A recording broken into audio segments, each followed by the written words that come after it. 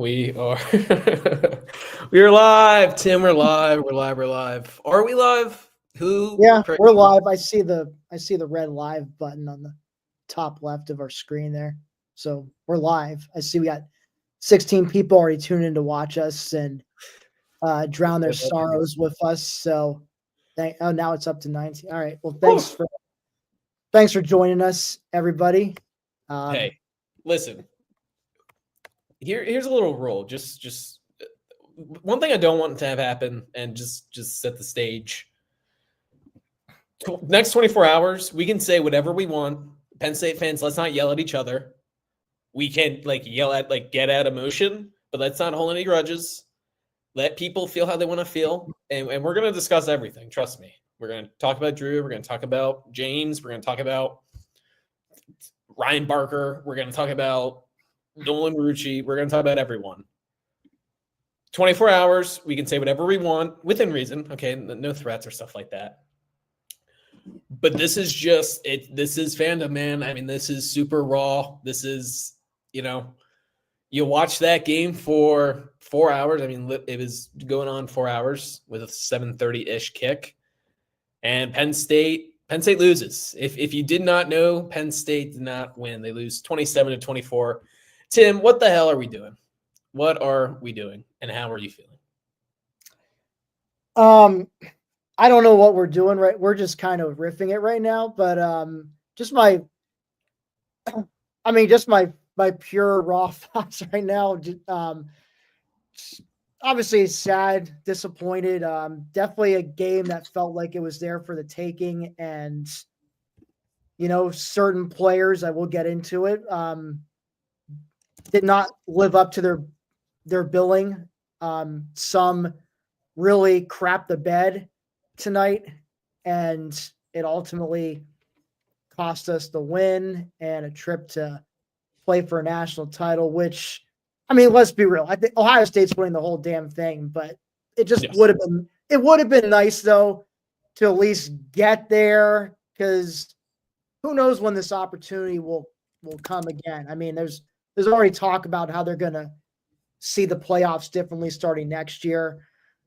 So obviously very sad, disappointed. At the same time, and I said this when we did our post-game show after the Boise State game, I say, look, this is also the most successful season in the James Franklin era, by far, actually, I would say, and most successful season since maybe 2016 at least, 2008, 2005. Yeah. I'm trying to think of a time where we were where we knew for sure, for certain that we were one win away from playing for a national title. And actually, I can't even think of a moment in my lifetime as a fan. I've been a fan since 1991, to be fair, it is a different time in the sport where, right, when you think back to 2005 and 2008, there was never these playing games itself. It's something very. But I understand what you're saying though. But yeah, even 1994, for example, even when we won, when we clinched an undefeated record, we're going I knew back then, okay, we need Nebraska to lose, because if they're undefeated too, they're the pollsters are rating them number one, so we need them to lose to Miami in the Orange Bowl so it wasn't that same feeling of we control our own destiny type thing. We needed somebody else to lose ahead of us. So you didn't have that. I mean, it was, Penn State control its destiny. You win, you're playing for a natty. Of course, it didn't happen. But I mean, look, this was still, and I know, again, as you said it, 24-hour rule. You can let out your emotions. You can be upset, be angry. I mean, we all are. That's fandom. No threats. Yeah, be kind of one. But look, it's okay to be upset, angry. Yeah, I'm feeling sad, and I'm sure most of you, like me, have to actually get up and work tomorrow, and I don't think all of you are as fortunate as me to be working from home like I do, and even then, it's still going to feel rough. So, It sucks. But also I think when we look back, once the emotions have gone away and we've gotten some time away from this, we look back, we can say this was a very successful year. I mean, most successful season, again, we've had in the Franklin era. And I mean, to win to finally crack the playoff, first of all, I mean, what was the narrative coming into this season? Like, Penn State's Franklin's gotten close. He's gotten close. No cigar. And finally, they do get in. Because all the talk was that, who was going to benefit most from the expanded playoff? It was probably Penn State. And sure, but like you said before, though, and kind of the whole idea of the reason that people are upset and the reason that we're sad is that we had these expectations. And that's a great place to be in. It's a double-edged sword. Yeah. A fan in sports where it's kind of like, I mean, it's life as well. Like right. There is no joy without the threat of loss. That is as human beings, that is what makes joy, is the fact that you can lose stuff. And same with fandom, right? The idea of having expectations, the idea of playing in big games and losing big games is what creates, the happy moments of, the first round game at SMU, Boise State. And listen, I completely understand SMU game, Boise State game, Notre Dame game, right? Notre Dame is a little bit different. Completely understand. I'm not trying to say that it was on the same wavelength as SMU and Boise State, but a lot of us thought Penn State was going to win. I had 28-24, so I was extremely close in my point prediction. Notre Dame ended up coming out on top, but it's because we had those expectations, because we thought that Penn State could do it, and because Penn State, as you said before, was gifted this path that every other team wanted, right? SMU at home, Boise State in the Festival, and then Notre Dame or Georgia ended up being Notre Dame in the Orange Bowl to potentially play for a national title. And it does just suck that they were not able to take advantage of it and get to that national title game. Because yes, once Penn State would have made the national title game, I know that half of us would have talked ourselves into Penn State keeping it close, and we would have been upset if Penn State had lost. But right, this was the attainable big game to win, and to lose it in somewhat usual fashion. I mean, the Penn State offense looked a little bit better, but once again, what we have always talked about with James Franklin in these games, going back to these Ohio State games, is in 2017 he had a lead in the fourth quarter, 2018 he had a lead in the fourth quarter, 2021 or 2022 he had a lead in the fourth quarter. We once again are in this scenario where Penn State had a 24-17 lead in the fourth quarter and they could not come away with it. Let's start to get a little bit more specific and what we want to talk about. Well, just to address Jason's comment real quick. Actually, one of those losses was in the Big Ten championship, which isn't actually the regular season. Yes. And I mean, I would disagree. It wasn't that great. I mean, we freaking cracked the playoff. I mean, that alone makes it a memorable season. And to get to the semifinals, to win a couple games, get to the semis. I said this before I think I said this on the last show, the post-game show. When I was thinking about best case scenario this year, absolute best case, I was thinking Penn State makes the semifinals of the playoffs. So, as far as I'm concerned, I mean, this was a successful year. Yes. No, if we're just going to be, everyone can be upset that Penn State let this opportunity pass, and we can still, at some point, I think everyone will look back on the season as being successful, but maybe that's not the time or place right now to discuss it. Once again, Penn State loses 27-24 against Notre Dame. They lead for much of the game, and I'm even having trouble. Okay, so they were down at one point, 17-10. Am I right on my thinking of that? Yes. Yeah, so they went up 10-0 early, and then, Notre Dame takes a field goal before halftime, and then they get the ball to start second half. They go down, they score, tied at 10, and then eventually they get another scoring drive. So they go up 17-10. And, it's at that point, actually, I don't know about you, Pat. I was feeling like, oh boy, this one might be over unless Penn State can respond and tie this back up. And sure enough, that's what happened. I mean, Drew throws one of his few good passes of the night to Tyler Warren, and then Nick Singleton, Katron Allen get it done on the ground, and Singleton has a nice little cutback to score in the red zone, and suddenly and then I think it was the very next possession, Riley Leonard throws that just a great hell of a catch by Denai Dennis Sutton. I mean, I feel like maybe you could have put him at times and couldn't have been any worse than what we had out there. Makes an amazing catch for interception. Penn State cashes that in for a touchdown. And so, yeah, that's when it's up.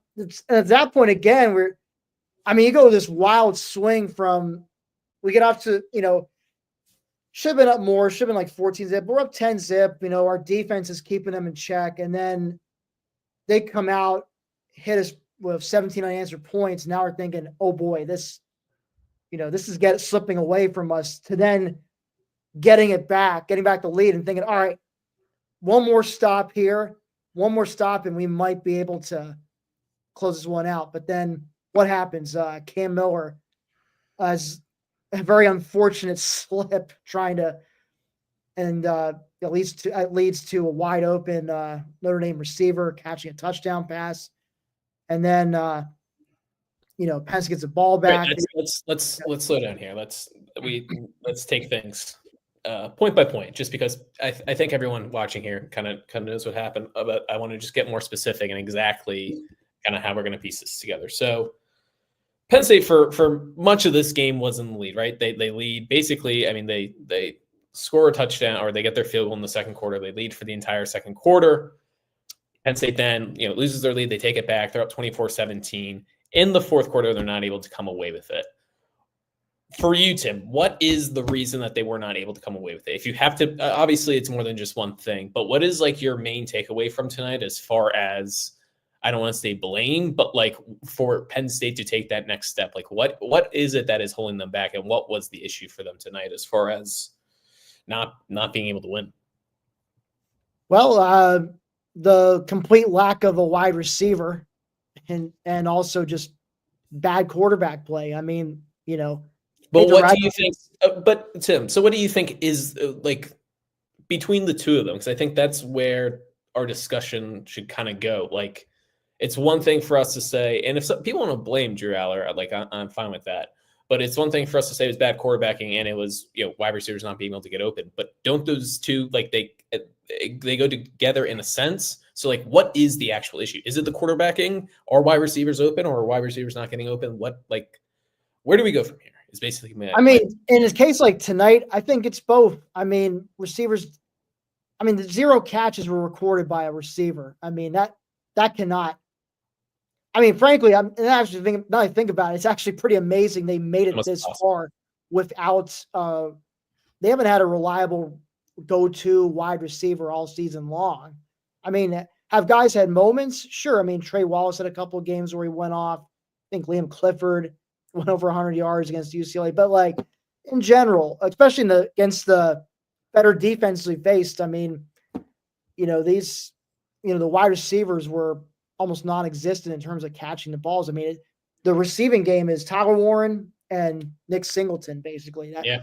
So it is impressive that they made it as far as they did, without a reliable receiver. But I was digressing. But also, I mean, look, Drew was off tonight. I mean, I'm thinking, first of all, that what should have been a touchdown pass to Nick Singleton on their first scoring drive, I mean, he lowballed that. I mean, yes, that is a catch Singleton probably makes 9 times out of 10, at least 8 times out of 10. But, still, Drew's got to put that one right on the numbers, and he didn't. I think that one, I understand what people are saying, but like this is kind of the point, and the Greg McElroy even pointed out at one point about why Notre Dame's tight ends and wide receivers going up and making play at points, and from like basically anyone. I mean, Drew didn't take too many like shots as far as giving his guys 50-50 balls,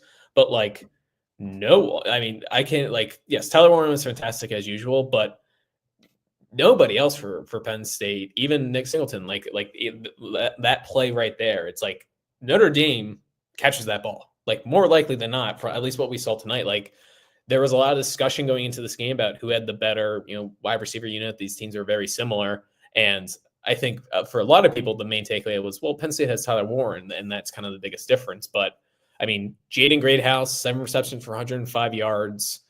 Mitchell Evans, their tight end, 5 for 58. Jordan Faison, 2 for 25. So it certainly was not, anything overwhelming as far as Notre Dame was concerned at wide receiver. But yeah, I mean, it's almost impossible to play 60 minutes and for a wide receiver not to catch a ball.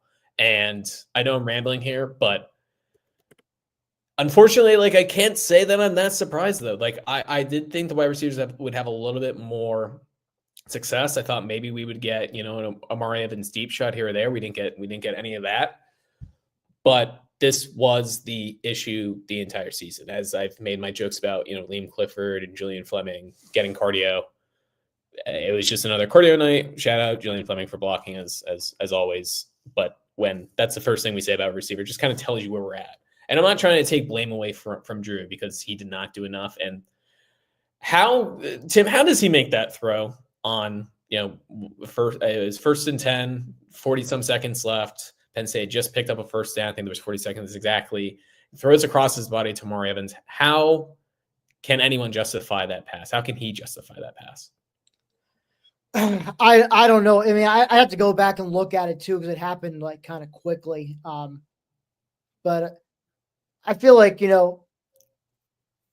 was probably trying to push something, obviously I think he was in the mindset that he wanted to win that game in regulation and not play for overtime, which I understand. I don't know how that game shakes out in overtime, to be honest with you. Like it could go either way. So if you got a chance to try and set up for a game-winning field goal, you do that. But I don't know what he was thinking, making a throw like that. I mean, that seemed like a thing where he just maybe tucks and runs. And he had Singleton open in the flat, at least for some yardage. It happened so quickly. I didn't see who else might have been open, but he could have dumped it off to Singleton. He probably would have got like 6-7 yards. But I think Doug brings up a good point here as far as, why he's making that throw. And I know former BSD writer Clay Sortek at some point tweeted as well that when Penn State kept trying to get Drew going in the passing game, and it worked a little bit better in the second half, right? There to Tyler Warren and to Khalid Dinkins and getting the running backs involved. But when you put him back to throw like that, and especially in a game that's tight, like it's like he said, he's going to try to go for the win, and he doesn't want to, settle. He doesn't want to dump off at that point because you don't want to waste the timeout. You want to get some big yardage, and just a killer of a throw, just a killer of a throw. It's a throw that he cannot make. He has to understand the situation that, yes, you don't want to go to overtime. Ideally, like I was thinking that game, like it just would have sucked if it would have went to that 3 overtime where you start doing the 2-point conversions. So I certainly have that in my head, but just a killer of an interception. Tim, do you think that Drew Aller is coming back to school now, or do you think he enters the NFL draft? Because there was a lot of talk about, if he has he already said he was coming back. I mean, that's the reason why Bo Prabula portaled. And, unless the only thing that would change his mind, Pat, is if he lit up Notre Dame tonight and then did the same thing in the championship game against either Ohio State or Texas, then maybe he goes. But I mean, you saw it today. There's a reason why he's coming. He can definitely improve. So it's good. It's good for his development. He gets another year with the same offensive coordinator, Andy Kotelnicki, and at least so far for the portal, they've gotten a couple of good receivers for him to throw to next year. So maybe, I wouldn't, I think it's like you do position grades. I would say it's a B as far as receiver goes. I think, Hudson's pretty solid. We'll see what Ross, the kid from Troy, is like, but look, is B not an upgrade from what we've had this year, Pat? I would say that Trey Wallace is probably, I would still think Trey Wallace is probably wide receiver number 1. So take that how you will. But we can talk more about 2025 Penn State in a little bit. Let's focus on this game. Man, what's so frustrating, if you would have told me that Penn State had a 15-play drive in the second quarter where they ran the ball 13 times, they go 90 yards, takes over 7 minutes. And I think at halftime, Penn State had 141 yards rushing. They end with 204. So it did feel like I said before, they tried to get Aller going in the second half as far as throwing the ball, maybe got away from the run a little bit, which was the case against Boise State as well. That's a little bit different of a game. You probably feel a little bit better about the passing attack there. But where were you at as far as the first half when Penn State, they're up 10-0. They give up that field goal to Notre Dame, which, looking back, the fact that their backup came in and was able to move the ball, and yes, it was dinks and dunks and stuff like that, and Penn State was probably fine to give that up because they had some faith in their defense to get stops, which was anything wrong. But to look back on Notre Dame having to go their backup for their final drive before halftime and then moving the ball and getting points out of that's a killer. But what were you thinking at halftime where Penn State, had so much success running the ball in the first half? I figured they were going to be able to keep pounding away at them in the second half. They seem to really have them on their heels and were kind of wearing their D-line down in the first half. But obviously that didn't end up being the case. Although they did get the run game going later in the second half, which helped them in part reclaim the lead. Yeah, it's I'm kind of losing my train of thought here, but No, it's I think we're all in that frame of at halftime, like having faith and thinking. Right. I guess at halftime, I was thinking to myself, okay, yeah, at least they didn't get a touchdown. It sucks that they got points right before the half because I knew they were going to get the ball to start second half with a chance to tie it, which they did. Rather easily too. Rather easily too.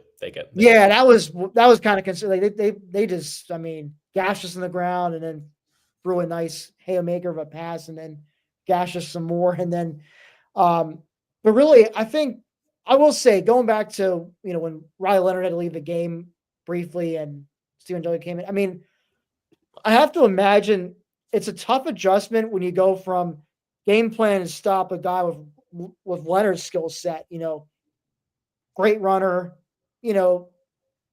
okay passer. But then you go to a guy who's like, pure pocket passer who's got probably a better arm than Leonard. And so, but you also don't think he's going to really push the ball down the field. It just felt like, and it was just classic, as a lot of defenses. Well, that's probably the thing too. They probably didn't expect him to be throwing downfield like he did. They thought maybe he's going to do some screening. That's what I'm saying, Tim. I don't think he threw downfield. A lot of it was just short stuff that it seemed like to me that the Penn State defense was pretty content to not give up the big play and to just simply give the dink and dunks and see if this guy's accurate enough. Because we saw Drew was struggling with his accuracy, that maybe he on 3rd and 4 misfires and you get the ball back. It just seemed like it was just classic, like bend but don't break, and you're okay giving up the field goal. Because I imagine that if you were Penn State and you give up 3 points to Notre Dame in the first half, you don't think that they're going to score 3 touchdowns in the second half, which of course, and it's easy to say that in hindsight. Let's give a shout out to, let's go pause it for a second. Shout out to Abdul Carter, who just is an absolute dog. There was reports before the game that he was 85% and that he wouldn't play his normal amount of snaps. He basically played, oddly enough, he probably played like 85% of the snaps. And that shoulder, at least, after the first quarter or so, was nowhere near 85%. He was, carrying around, and he was just out there, especially in the first half, was doing a great job. Second half didn't have as much of an impact, but just to have a guy like that puts it all on the line. He's going to be a top 10 pick in the NFL draft. He did not have to go out there and play when he's not feeling 100% and just the pain threshold and things like that. So just want to give a shout out to Abdul Carter. Overall, Tim, let's stick with the defense a little bit. What are your thoughts on how the defense played? Like when we look back on this game, so much of the focus is going to be on the wide receivers and Drew not coming through. And I think that we can get back to a Drew discussion as well a little bit later on. But what did you think of the defense, like just overall? Because I think compared to a lot of other people, wasn't expecting a rock fight. Like the first half actually surprised me a little bit as far as both teams' success defensively. Like I thought Penn State would be able to move the ball a little bit better. I thought Notre Dame would as well. So just overall thoughts on what the defense did. Did you think that they played well enough that Penn State could have won that game on their back? On the defense, well, I mean, I'll say it. I guess I was someone expecting more of a rock fight, so I wasn't surprised of how that first half was going. I mean, I'll say it certainly felt like, at least in the first half, they could win on their defense, provided the offense was able to, keep pounding away and, put up points. But, you saw in the second half, Notre Dame adjusted, and it took Penn State a while to adjust. And I don't know. I guess I was thinking though, after Penn State went up 24-17, taking advantage of that interception and the short field and scoring a touch. I thought, okay, now we got the momentum back. You got them you get another stop here. Like you got a real chance to salt this game away. And similar to the Zion Tracy pick six against Ohio State, the deny interception just now not, I don't want to say not mattering, but it being an loss certainly taints it, because it just would have been an all-time Penn State moment, and it sucks that Penn State couldn't win, because I would be watching that probably. I would be on like my 76 watch right now. Penn State had won, but they didn't, and we're here instead. Where do you want to go from here? What do we talk about? Well, I guess we want to talk about. I don't know. I've seen a lot of talk about, I guess, the coaching. I'm actually James. I've surprisingly seen actually people who normally, I guess in the Action Diaries, people who normally rag on Franklin have actually been kind of defending him, saying like, no, this isn't on Franklin. This is, they're blaming Drew for the loss. And, I can't say I disagree. But I will say, I mean, I think, I don't know. It felt like Notre Dame, they did a good job adjusting at the start of, second half especially, and took a little time for, Kolnicki to adjust. And, how do you think his play calling at the end, especially, so 24-24 after, well, I like the run play to Singleton. I like handing it off. He got a decent gain. I'm talking even before that. So it was 24-24. Penn State gets the ball with 4:38. Penn State goes, they don't go 3 and out. They go 4 and out. There was a false start. Well, true. Yeah. That false start kind of hurt that drive. Drew Allure pass complete to Nick Singleton for 10 yards. Singleton run for 2 yards. And then what looked like a bit of a hold, pass interference on Tyler Warren. Drew ends up not throwing the ball, and Penn State has to punt. What overall thoughts on Andy Kolnicki as far as like blame goes? Because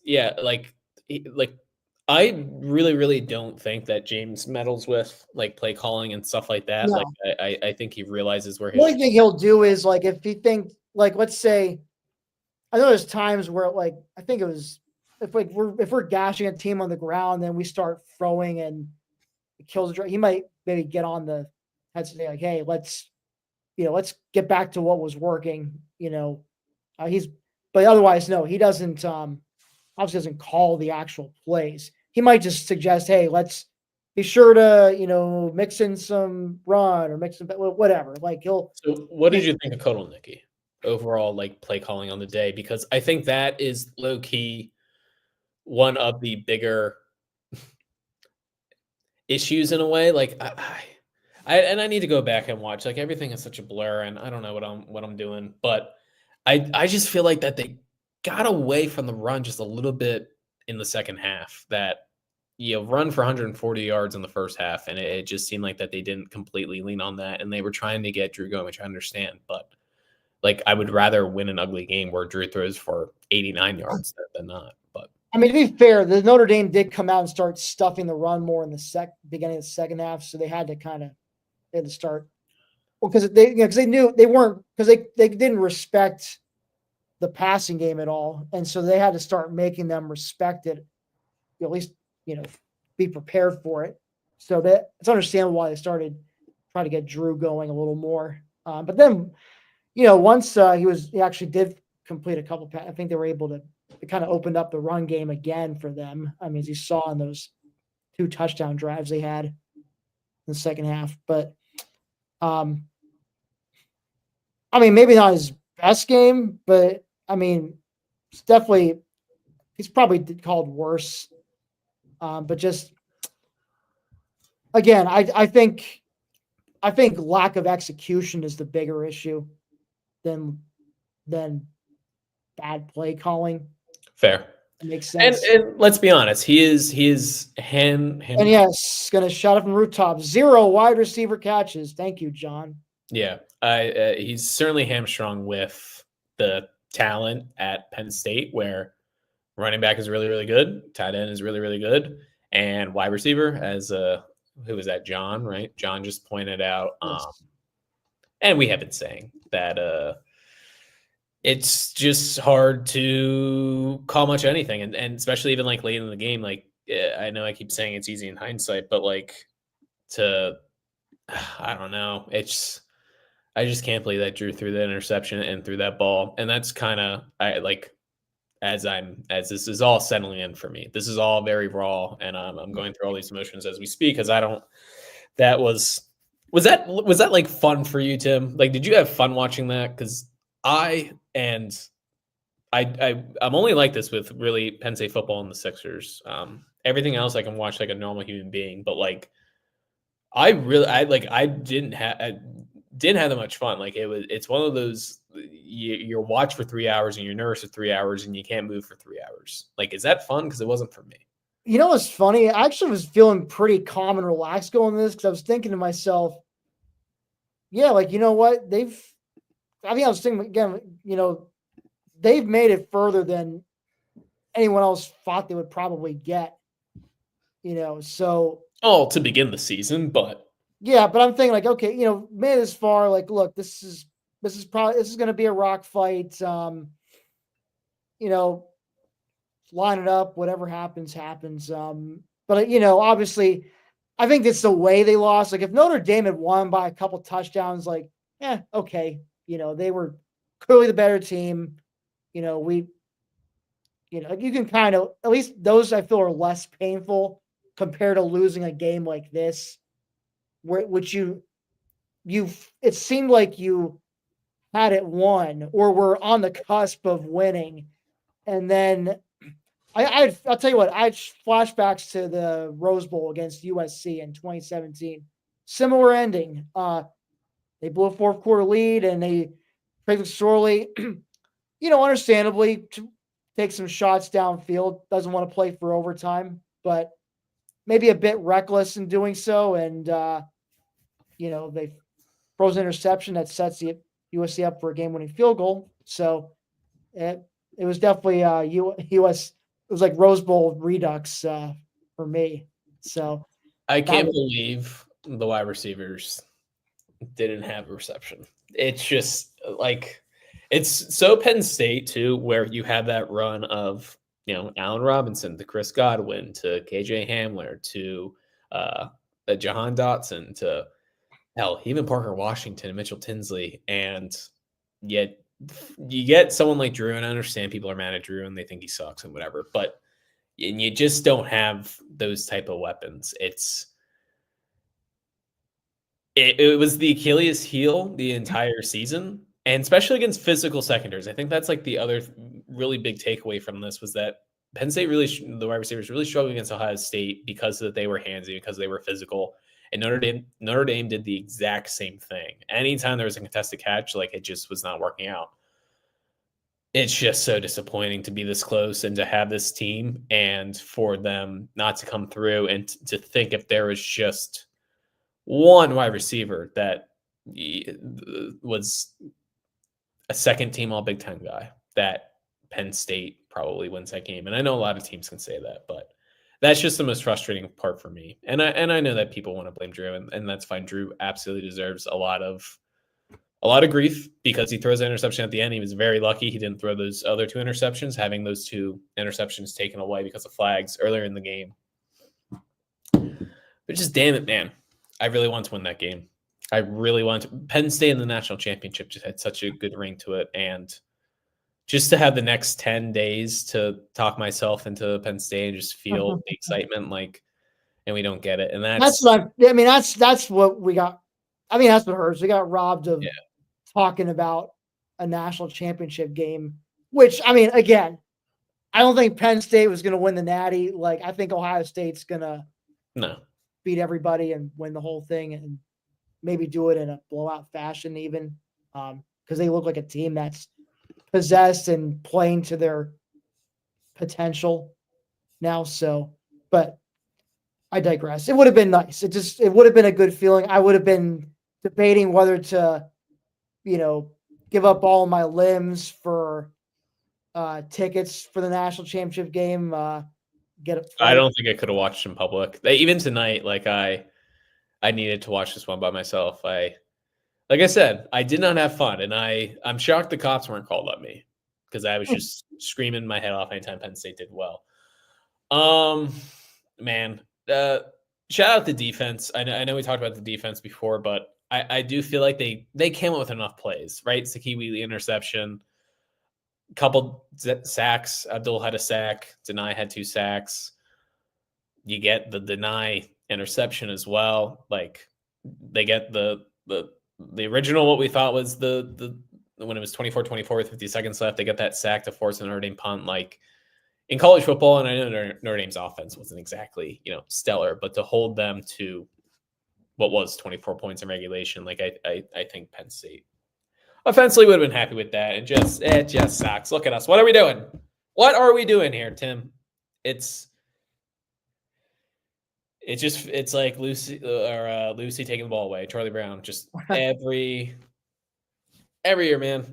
Every freaking year. And this is all sports fandom is. It's this. Like, we are almost at the peak as a top 14 in the semifinal. Just sucks. And I'm just rambling on now. Tyler Warren is a very good football player. I'm going to miss him a lot. Do you agree with that, Tim? Let's give Tyler Warren his flowers. Oh, yeah. I mean, he's been a joy to watch this year. He's a big reason why Penn State finally cracked through into the playoff this year. I mean, he made some real big-time plays, whether it was catching, whether it was running it, or even throwing it at times. He did it all this year. He was, and again, I really wish he had gotten an invite to the Heisman Trophy ceremony. I mean, not saying he, should have won the Heisman by any means. Travis Hunter definitely deserved it, but I think it would have been nice for him to get an invite just to recognize just how unique of a talent he is for a tight end and how much he meant to that Penn State team. He's going to make some NFL fan base happy. I think he's going to be a first round pick with Abdul Carter. He's going to make some fan base happy, and I look forward to hopefully drafting him in my fantasy football team next August. You may or may not have the box score open. How many carries did Tyler Warren have? If don't he had 2 for 21 yards. So yeah, not enough in my opinion. That's like the other side of things. Like, a lot of those 3rd and 2s, 3rd and 3s, 3rd and 4s. I don't know. I would have liked to see Tyler Warren get the ball there. And even going back to that first field goal where they have it's certainly 2nd and goal from basically the 2. And the 2 plays they do are would end up being a high snap, Katron run, can't get it, and then the missed errant throw to Singleton that he drops, whatever we want to call it. I just a bit of flashbacks to that Ohio State game where they get inside the 3 and Andy Kolnicki has said, I can't believe that I didn't get Tyler Warren the ball. And this was just another 3 plays of you first and goal and you don't get Tyler Warren the ball in any of them. Frustrating just to watch that again, because it's the little things like that. And I was even kind of just going back through the other college football playoff games against SMU, like going for it on 4th and 1 at the 19-yard line, not getting it, the fumble against Boise, just like the little things like that, okay, it didn't hurt you against SMU and Boise, but it hurt you against Notre Dame when you don't get the ball to Tyler Warren. And especially just with how the passing game is going, just Drew's inaccuracies and stuff like that. I just would have liked to see him take some more snaps and just simply run the ball himself. But I mean, that didn't happen, and Penn State lost. Yeah. Tough. If you would have told me the other painful thing about this, if you had told me that Penn State would have held Notre Dame to 2.8 yards per carry, I would have felt really, really, really good. Well, that and getting 2 interceptions, like you told me that beforehand. Because I was saying to myself, for Penn State to win this game, win the turnover battle, and keep Notre Dame's run game in check, force Riley Leonard to have to throw to beat you. Like, I'm thinking Penn State's winning this game by a couple scores, like 10 to 14 points. Yeah, I mean, the equalizer ended up being, just as I looked through the stats more, and I guess I should have said this. I mean, I still think the defense played well enough, but Penn State's defense was 11 of 17 on third downs. So Notre Dame converting lots of third downs, and that certainly felt like, now looking back, how the game kind of went, that Notre Dame would get into these manageable situations, and they were able to convert it. And I know you and I didn't do the preview show, Tim, but just so much of the talk this week was how similar these teams are and which quarterback was going to end up being better. And I mean, it's crazy to say, but I mean, I guess it was Riley Leonard, who was 15 of 23 for 223 yards. Now, 54 of those were, I don't want to say gifted to him, but certainly, not the hardest throw. Well, Riley Leonard only averaged 1.9 yards per carry. Sorry, go ahead, Tim. No, I'm saying benefited from Cam Miller slipping, but he took it. But you know what? He put that throw right on the money. He also could have gotten excited and overthrown the guy. I've seen that happen before too. So it,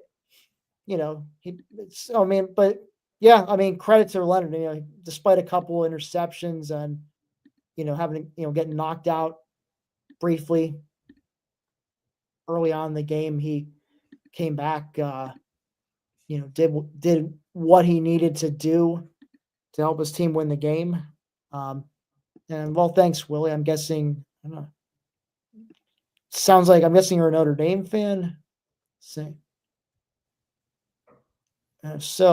just using the proper. He's not on the team, so he's not saying we. Nothing is ever going to go right, Tim. This is how it goes. All right. In that spirit. Well, to be fair, a lot did have to go right to even be in this position. I mean, I get it that we're half joking, but yes, no, obviously Penn State had a very successful season, and yes, I do think at some point we will all look back on this year and think fondly, but it's just again, just another. I'm not a Fire Franklin guy or anything like that. He's very good. I'm very happy he's here, but this was just such an opportunity that Penn State ended up being the favorite. So Penn State finally loses as a favorite, first time in a while. I think they were technically a favorite against Ole Miss, but oh man, all right, we're losing steam here. We'll see what happens with Penn State. I mean, just real quickly, as far as 2025. Got a question here. What was the opposite look next year about? I'm guessing. This is in reference to Tyler Warren. Well, we'll find out. Andy Kolnicki is a guy who's known for being able to work with what he has in with the tools he's got. I'm Well, sure it he'll says without the figure running out backs. I wouldn't be exactly 100% sure that the running backs are gone. It sounds like Yeah, I mean, I think that's the other thing too. I guess I think about. Yeah, I mean, there's room. I mean, it's just room, but there's rumors. Singleton especially may come back. What was it? I think Pat McAfee was saying on his show that he's hearing that Singleton and Allen are both coming back. We don't know. We'll see, but I wouldn't be surprised if one of those guys is back. Well, I think that's a big question now as far as Penn State going in 2025, and we don't have to talk long about this. I know nobody wants to. Yeah, we'll have plenty. We got a whole off season ahead. We'll be doing videos and stuff that we'll get more into. But a lot of decisions to be coming up. Then Penn State can be restocked. You lose Tyler Warren and Abdul Carter, your two best players, which is a big blow. But you get Drew Eller back, potentially get, let's just say, one of Nick Singleton or Katron Allen. You're bringing in some transfer receivers. You return everyone on the offensive line, I think, for Sal Wormley. Nick Dawkins technically has another year, but guys like Zane Durant and Dennis Sutton, Singleton, Aller will have some decisions to make. If you can get Durant back, if you can get Deny back, you're cooking. So it will be an interesting next couple days and weeks for Penn State as they figure out who is coming back, because this team was always like kind of an in-between team in a way. Like I still think I think really highly of last year's team. Like I think more than most people. So I don't want to say that this was like a bridge year, but if you can get some guys back, of course it sucks that Abdul and Tyler Warren are gone. Tyler Warren especially is a big loss, but hope it's all not lost. It's just that I don't know if you're going to get that path that you got this year, where it's SMU, Boise, and then the favorite. Right? When's the next time Penn State's going to be a favorite in the semifinal? We don't know. So that's what's painful. As Tim said before, please make sure that you are following along on this YouTube channel, because just because it is the off season does not mean that we are going away. Please subscribe. You see here I've been pointing this out, posting this banner throughout the night. Please subscribe to the channel if you have not done so yet. It literally doesn't do anything for you. I mean, I'll let you know when we go live, but it doesn't actually know you. It's not like you get like a notification on your phone. You don't get a text message or anything crazy like that, or emails. You're just simply subscribed on YouTube. A little thing will pop up in the corner when we go live or when we post the video, so you know that we have tons of content planned in the offseason. As Tim said, we'll be talking periodically about Penn State football. We also have, and I will announce this now, we're going to be doing Penn State trivia, football trivia in particular. So we're going to have trivia again, something that we did back in the pandemic. We're bringing that back, and we'll have that. We're also going to be doing a rewatchable series. So those of you that are fans of The Ringer, Bill Simmons, they do a rewatchable podcast about movies. Go back and watch a movie and then talk about it. We will be doing that, but with Penn State games of previous years. So, of course, we'll be talking news and notes of Penn State as they go through the offseason, but we'll have some other content as well. So make sure you are subscribed and following. And also, now that we're basketball full throws into basketball and wrestling, and hockey. I'm not really a wrestling or hockey guy. Maybe we can get one of our wrestling or hockey people. They're interested to record some shows. I'm hoping to do some basketball stuff now that we don't have a football distraction in the way. So keep an eye out for those. But like Pat said, please subscribe.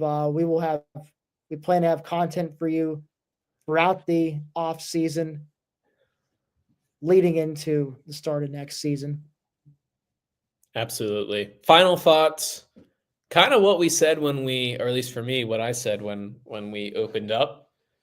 Whatever you are feeling, right? If you think Drew Eller sucks and is the worst player in the world, by all means, feel that way.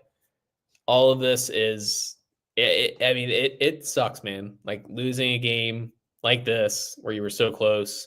Feel however you need to feel. Say whatever you need to say as long as you're not threatening people for the next 24 hours.